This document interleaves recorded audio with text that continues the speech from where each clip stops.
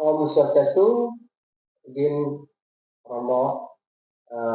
Kemarin kan kita punya video itu sempat saya upload di TikTok sama di Facebook, itu ada yang menanyakan tentang kelanjutan dari bab 1 sloka 1-2 yang kemarin itu Romo.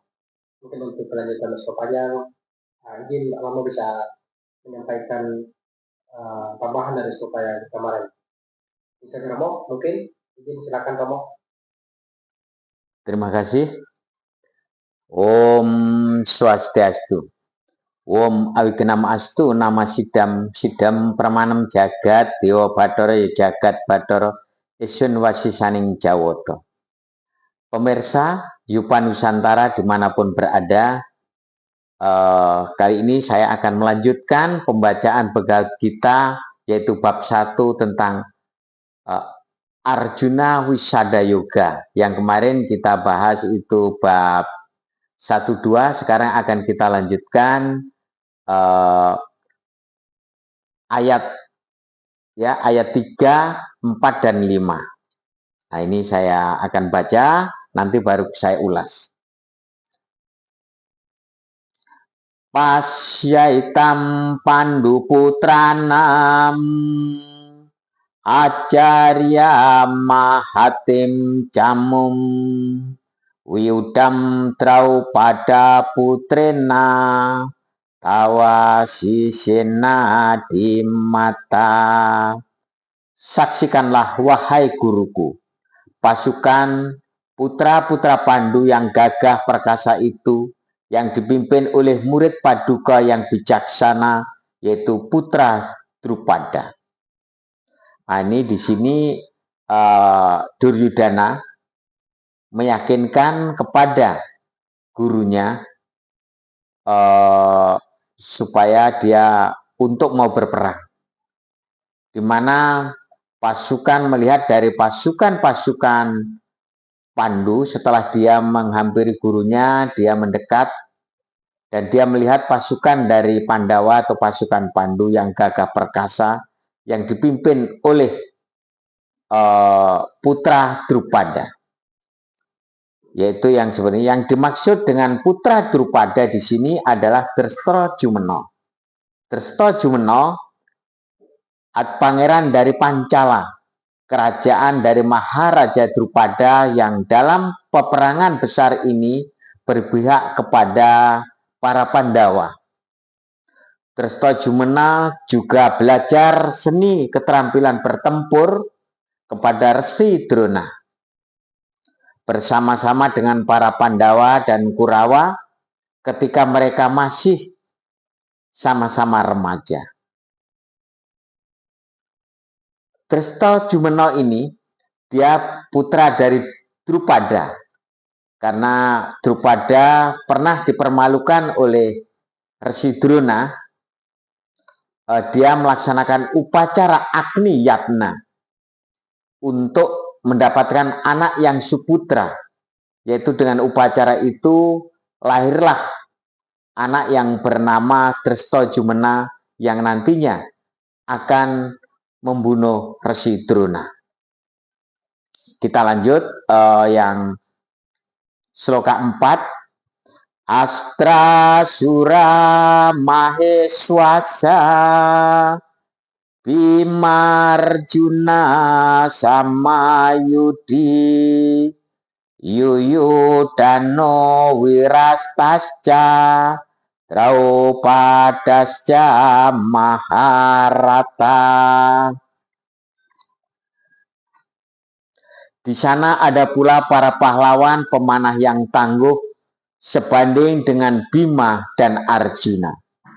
Dan dalam peperangan seperti Wirata, Yuyudana, dan Drupada yang semuanya merupakan perwira-perwira gagah perkasa.